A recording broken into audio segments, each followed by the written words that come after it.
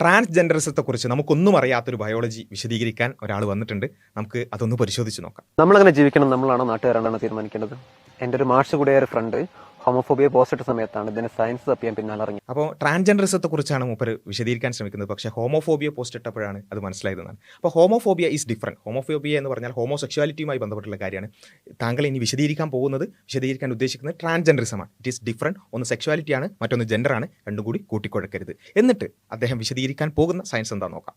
അച്ഛൻ കൊടുക്കുന്ന എക്സ് അല്ലെങ്കിൽ വൈ ക്രോമസോം അനുസരിച്ച് കുട്ടി പെൺകുട്ടി ആൺകുട്ടിയാവാം. പക്ഷെ ഇതിന്റെ ഇടയിൽ SRY ജീൻ എന്ന് പറഞ്ഞൊരു ഫാക്ടറും കൂടി ഉണ്ട്. അച്ഛൻ കൊടുക്കുന്ന വൈ ക്രോമസോമിലെ SRY ജീൻ SOX9 എന്ന് പറയുന്ന ഒരു ജീനിനെയും കൂടി കൂട്ടി പെണ്ണായി വരാൻ സാധ്യതയുള്ള മുള്ളേറിയൻ സിസ്റ്റത്തിന് അടിച്ചൊതുക്കി ആണായി വരാൻ സാധ്യതയുള്ള വൂൾഫിയൻ സിസ്റ്റത്തിന് പൊക്കിക്കൊണ്ടുവരും. സോ ബ്രോ വിശദീകരിക്കാൻ ശ്രമിക്കുന്നത് വെച്ചാൽ ബയോളജിക്കലായി SRY ജീനിൻ്റെ ആക്ടിവേഷനാണ്. ആദ്യമായി ബ്രോ മനസ്സിലാക്കുക, ഈ SRY ജീൻ ആക്ടിവേഷൻ, അതുമായി ബന്ധപ്പെട്ടുള്ള ബയോളജിക്കൽ കണ്ടീഷൻ, ഇതിൽ വരുന്ന ഡിഫറൻസസ് അല്ലെങ്കിൽ അതുകൊണ്ടുണ്ടാകുന്ന മാറ്റങ്ങൾ, അതുകൊണ്ടുണ്ടാകുന്ന variations, it is called intersex.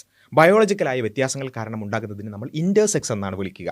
അത്തരത്തിലുള്ള രണ്ട് ലിംഗത്തോടു കൂടി ജനിക്കുന്ന ആളുകൾ, അല്ലെങ്കിൽ പലതരത്തിലുള്ള ഒരു ലിംഗം പ്രബലമാവുകയും മറ്റൊന്ന് ഏതെങ്കിലും രൂപത്തിൽ വ്യത്യസ്തമായി വരികയും ചെയ്യുക, ഇതൊക്കെ ഇൻ്റർസെക്സ് ആണ്. It has nothing to do with transgenderism. Okay, transgenderism എന്ന് വെച്ചാൽ കംപ്ലീറ്റ്ലി മെയിൽ ബോഡിയിൽ, ബയോളജിക്കലി കംപ്ലീറ്റ്ലി മെയിൽ ബോഡിയിൽ പെണ്ണായി തോന്നുക, അല്ലെങ്കിൽ ഫീമെയിൽ ബോഡിയിൽ ആണായി തോന്നുക എന്നുള്ളതാണ്. It has nothing to do with biology. ഈ ബയോളജിയും കൊണ്ട് ബ്രോ ട്രാൻസ്ജെൻഡേഴ്സിൻ്റെ അടുത്ത് പോയാൽ അവർ അടിച്ചോടിക്കാൻ സാധ്യതയുണ്ട്. കാരണം ഈ SRY ജീൻ ആക്ടിവേഷൻ, അല്ലെങ്കിൽ ഹോർമോൺ, അതല്ലെങ്കിൽ ഏതെങ്കിലും ബ്രെയിൻ സ്ട്രക്ചറിലെ ഡിഫറൻസ്, ഇങ്ങനെയൊക്കെയാണ് ട്രാൻസ്ജെൻഡർ എന്ന് പറഞ്ഞുകൊണ്ട് അവരോടത്ത് പോയാൽ അവർ ചോദിക്കും, അപ്പോൾ അതല്ലാത്ത, അത്തരം സ്ട്രക്ചേഴ്സ് ഇല്ലാത്ത, അത്തരം ഡിഫറൻസസ് ഇല്ലാത്തവരൊന്നും നിങ്ങൾ ട്രാൻസ്ജെൻഡർ ആയിട്ട് അംഗീകരിക്കില്ലേ, നിങ്ങൾ ട്രാൻസ്ഫോബിക് ആണ് എന്ന് അവർ പറയും. കാരണം അവർ പറയുന്നത് biology has nothing to do with gender എന്നാണ്. ജെൻഡറിന് ബയോളജിയുമായി ഒരു ബന്ധവുമില്ല, ശാസ്ത്രവുമായി ഒരു ബന്ധവുമില്ല.